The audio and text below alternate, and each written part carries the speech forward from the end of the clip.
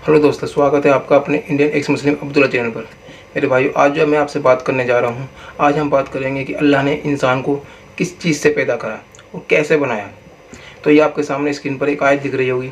ये सूरह हिज्र की आयत नंबर 26 है। क्या लिखा हुआ है इसके अंदर कि यकीनन हमने इंसान को काली और सड़ी हुई खनखनाती मिट्टी से पैदा फरमाया। यह सूरह अनाम की आयत नंबर 2। क्या लिखा हुआ है? वो ऐसा है जिसने तुमको मिट्टी से बनाया। यह सूरह रूम की आयत नंबर 20। अल्लाह की निशानियों में से है कि इसने तुमको मिट्टी से पैदा किया। यह सूरह अल-मोमिनून की आयत नंबर 12।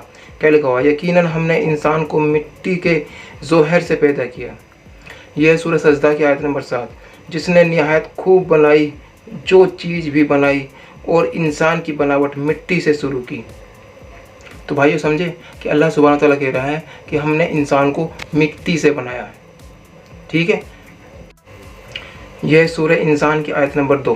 क्या लिखा हुआ इसके अंदर कि बेशक हमने इंसान को मिले जुले नुतवे से बनाया। नुतवा जानते हो? स्पर्म। ये सूरह नहल की आयत नंबर 4। इसने इंसान को नुतवे से पैदा किया, फिर वो सरी झगड़ालू बन गया। यह सूरह क़यामा की आयत नंबर 37। क्या वो एक गाढ़े पानी का कतरा ना था जो टपकाया गया था।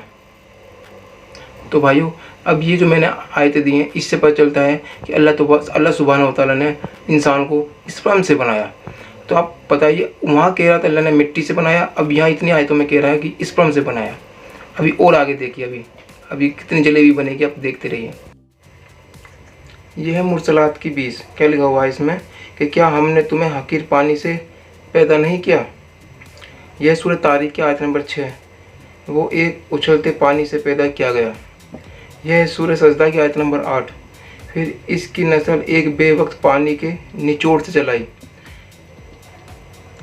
तो भाई देखो, अल्लाह ताला अपनी बातों में कैसे टकराव पैदा कर रहा है। और यह है सूरह अलका की आयत नंबर 2। जिसने इंसान को खून के लोथड़े से पैदा किया। यानी ऊपर वाले ने इंसान को खून के लोथड़े से पैदा किया। अब यहाँ खून के लोथड़ा आ गया। यह है सूरह हज की आयत नंबर 5।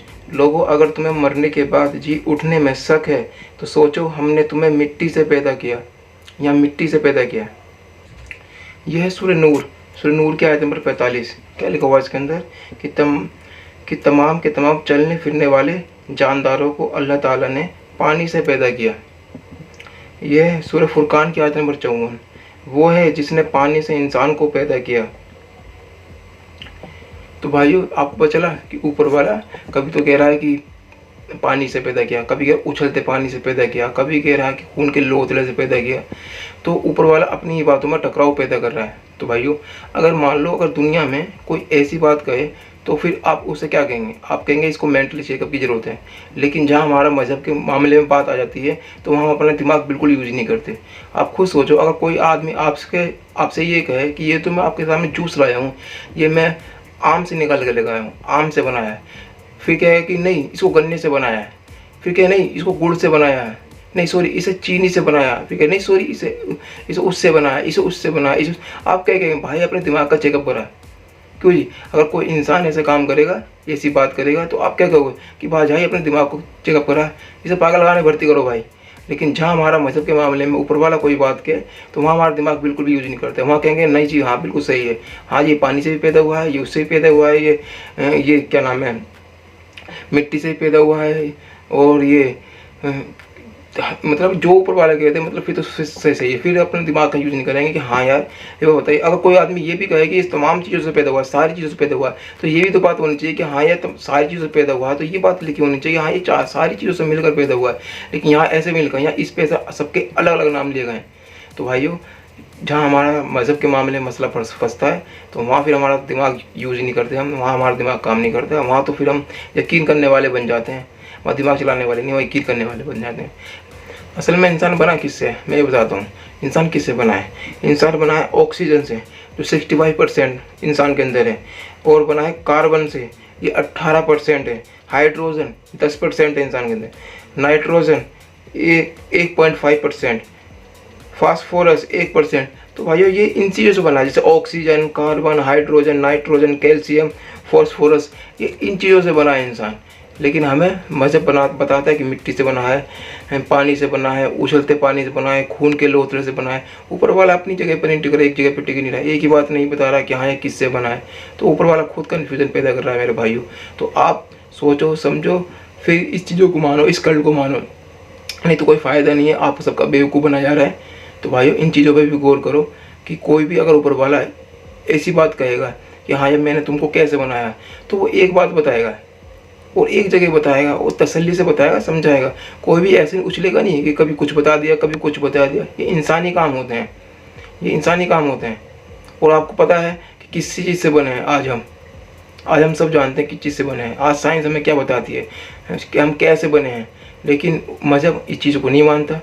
हम सब जानते हैं हम जो बने हैं हम एवोल्यूशन के हिसाब से बने हैं, साइंस कहती है। उस मज़हब जो एवोल्यूशन को नहीं मानता। बताइए, अब इसी मज़हब के मानने वाले अपने बच्चों को बड़े बड़े कॉलेजों में पढ़ाते हैं और ये चीज़ बताते हैं एवोल्यूशन के बारे में, हैं। इनके बच्चे एवोल्यूशन के बारे में पढ़ते हैं और जो हमारे मोहल्ले के गरीब बच्चे हैं ये हमें इस चीज़ के बारे में बताया था कि मिट्टी से बने हैं, आदम सलाम को ऐसे बनाया है, वैसे बनाया है, इंसान की शुरुआत ऐसे हुई है, और ख़ुद के बच्चों को साइंस पढ़ाते हैं। तो भाइयों इन चीज़ के अंधेरे से बाहर निकलो, दिमाग की रोशनी में सच्चाई को जानो। तो बस इतना ही कहना था। फिर मिलते हैं फिर अगली वीडियो में। आपको पता चल चुका होगा कि इंसान किस चीज़ से बना है। ये सब झूठे ढकोसले हैं, ये सब तुम्हारा बनाया जा रहा है और तुम अपना बनवाए जा रहे हो। तो भाइयों अंधेरे से बाहर निकलो, अकीदत की पट्टी उतारो अपनी आंखों पे से और सच्चाई को जानो और हकीकत की तरफ आओ कि हकीकत है क्या। बहुत बननी बेवकूफ़, अब बेवकूफ़ी से बाहर आने का वक्त है। तो भाइयों जागो और इस बेवकूफ़ी से बाहर आओ। बस मेरा तो यही कहना था, बस इतना ही कहना चाहूँगा आपसे कि कोई भी तुम्हारा बेवकूफ़ बनाए तो बेवकूफ़ मत बनो। आज आपके पास नॉलेज है, आपके हाथ में फ़ोन है, इस फ़ोन से आप कुछ भी जान सकते हो, कुछ भी नॉलेज ले सकते हो।